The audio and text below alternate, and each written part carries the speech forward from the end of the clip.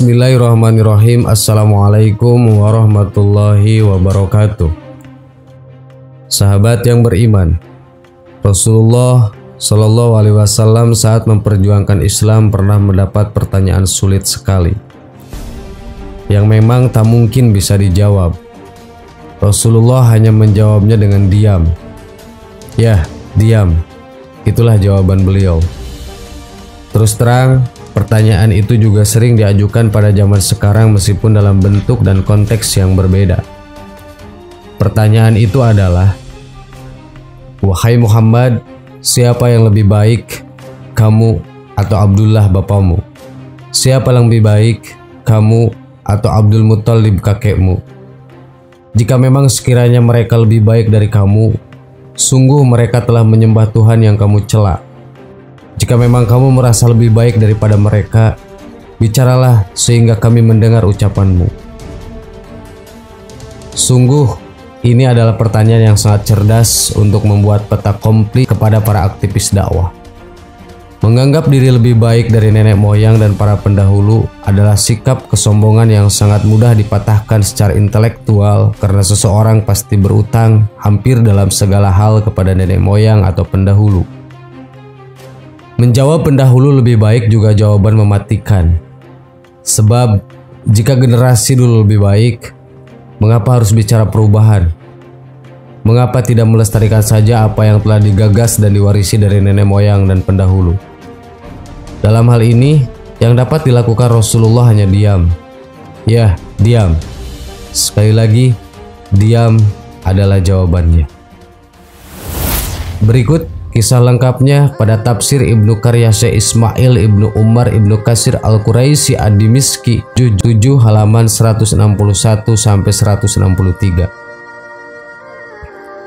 Berkata Al-Imam Al-Alim Abdullah bin Hamid di dalam musnadnya, telah berkata kepadaku Ibnu Abi Syu'bah, telah menceritakan kepada kami Ali Ibnu Mishri dari Al-Ajlah, dari Azaila Ibnu Harmalah Al-Asadi, dari Jabin Ibnu Abdullah radhiyallahu anhu berkata, pada suatu hari orang-orang Quraisy berkumpul.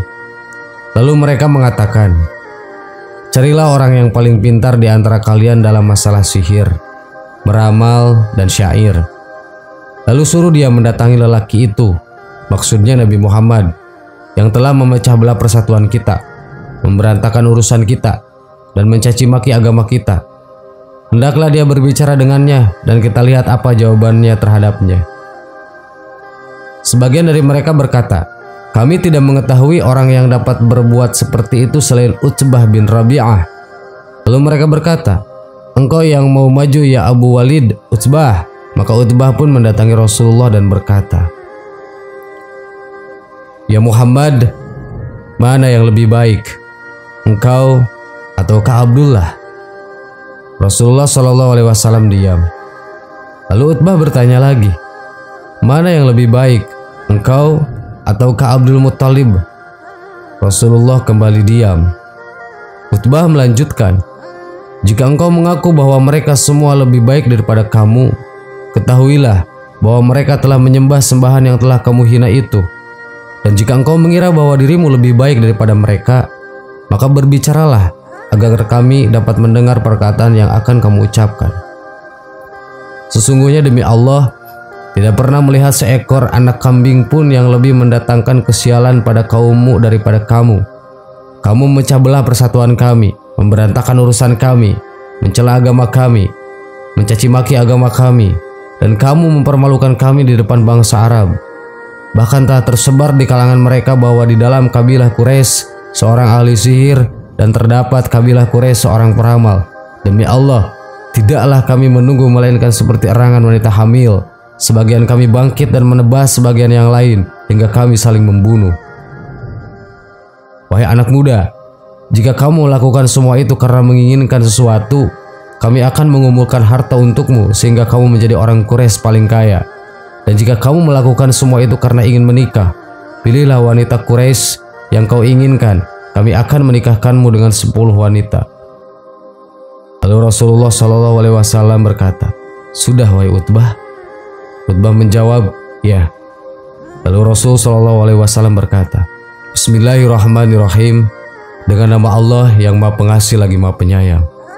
Beliau lalu membaca Al-Quran, Hamim, diturunkan dari Tuhan yang Maha Pemurah lagi Maha Penyayang, hingga sampai dengan firman-Nya, jika mereka berpaling maka katakanlah, Aku telah memberikan peringatan kepadamu dengan petir seperti halnya petir yang menimpa kaum Ad dan kaum Samud.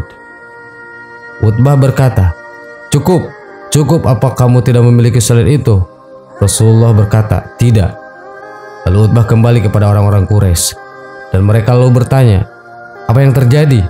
Utbah menjawab, tidaklah aku meninggalkan sesuatu yang menurutku akan kamu katakan, melainkan aku katakan kepadanya. Mereka bertanya, apa dia menjawabmu? Utbah menjawab, ya. Mereka kembali bertanya, apa yang dia katakan? Utbah menjawab, tidak, demi yang telah menancapkan Ka'bah sebagai bangunan. Tidaklah aku mengerti sedikit pun yang ia katakan, selain sesungguhnya ia telah mengingatkan kalian dengan petir yang telah menimpa kaum Ad dan kaum Samud. Mereka mengatakan, celakalah kamu. Kamu diajak bicara oleh orang itu dengan bahasa Arab dan kamu tidak memahami apa yang dia katakan. Utbah menjawab, tidak, demi Allah. Aku tidak mengerti sedikit pun dari yang ia katakan selain masalah petir. Memang tidak mudah mengajak orang untuk berubah ke arah yang lebih baik.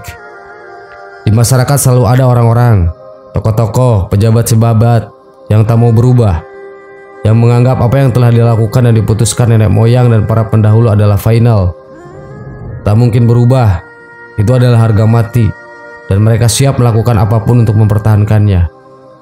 Tetapi sejarah juga mencatat bahwa dunia ini terus berubah. Meski dihalang-halangi sedemikian rupa dengan kekuatan yang nyaris tak terkalahkan, meski di sana terbilang orang yang siap menjaga sebagai harga mati. Sahabat yang beriman, perubahan adalah keniscayaan. Perubahan terjadi dimanapun dan pada zaman apapun. Perubahan merupakan hukum alam yang tak mungkin dilawan. Hasbunallah wa ni'mal wakil, ni'mal maula wa ni'man nasir, wala haula wala quwata illa billahil aliyil adim.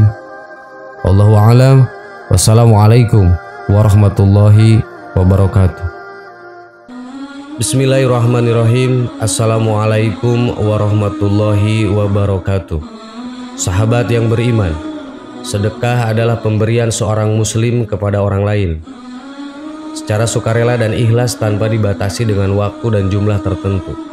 Sedekah lebih luas dari zakat dan infak, karena sedekah tidak hanya berarti mengeluarkan atau menyumbang harta, namun sedekah mencakup segala amal atau perbuatan baik.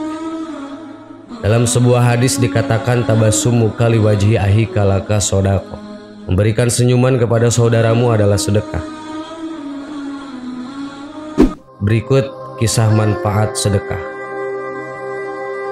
Seorang ibu sedang dirawat di ICU beberapa hari. Kemudian dokter berterus terang kepada anak ibu tersebut bahwa keadaan ibunya tidak ada harapan sembuh dan khawatir meninggal dunia tiba-tiba. Pemuda itu pun bersedih meninggalkan rumah sakit dengan air mata dan muka tampak lemas mengenang sakit ibunya. Beberapa hari setelah informasi yang diberikan oleh dokter kepada pemuda tersebut, ia ingin kembali lagi ke rumah sakit. Dalam perjalanan untuk merawat ibunya, pemuda itu pun berhenti di sebuah SPBU. Ketika ia menunggu pekerja SPBU itu mengisi bensin, pemuda itu memandang seekor kucing yang memiliki beberapa anak berteduh di bawah kotak. Kucing itu kelihatan tak mampu berjalan. Dia termenung sejenak bertanya-tanya siapakah yang akan memberikan kucing itu makan dalam keadaan begitu. Lalu pemuda itu masuk ke dalam toko di area SPBU. Pemuda itu pun segera mencari makan. Lalu diberinya tuna. Dibukanya tuna itu untuk diberikan kepada kucing tadi. Lalu pemuda itu pun meneruskan perjalanannya ke rumah sakit. Tatkala masuk ke ruangan ICU, alangkah terperanjatnya ibunya tidak ada di ruangan ICU itu. Pemuda itu pun kaget sehingga terjatuhlah benda yang dipegangnya. Dia bergegas lari untuk bertanya kepada perawat yang sedang bertugas, "Di mana ibu?" Perawat itu pun berkata, "Ibumu sudah berangsur pulih dan kami pindahkan ke kamar biasa."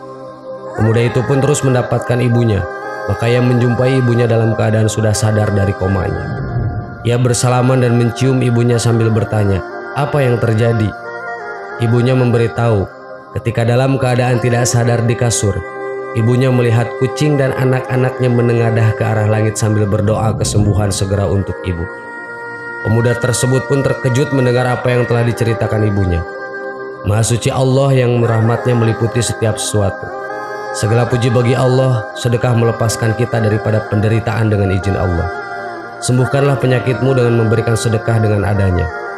Kisah tersebut ikhtiar untuk mendapatkan kesembuhan dari penyakit yang diderita. Bisa dilakukan dengan berbagai cara yang baik, salah satunya yang utama adalah dengan menggunakan tibun nabawi. Namun selain itu, seseorang juga bisa berikhtiar atas penyakitnya dengan bersedekah. Rasulullah Shallallahu Alaihi Wasallam bersabda, "Obatilah orang yang sakit di antara kalian dengan sedekah." Hadis riwayat Abu Daud, At-Tabrani, dan Al-Baihaqi. Sahabat yang beriman, semoga dengan kisah tersebut dapat bermanfaat dan mengingatkan kita agar selalu bersedekah dengan ikhlas. Amin. Wallahu a'lam. Assalamualaikum warahmatullahi wabarakatuh.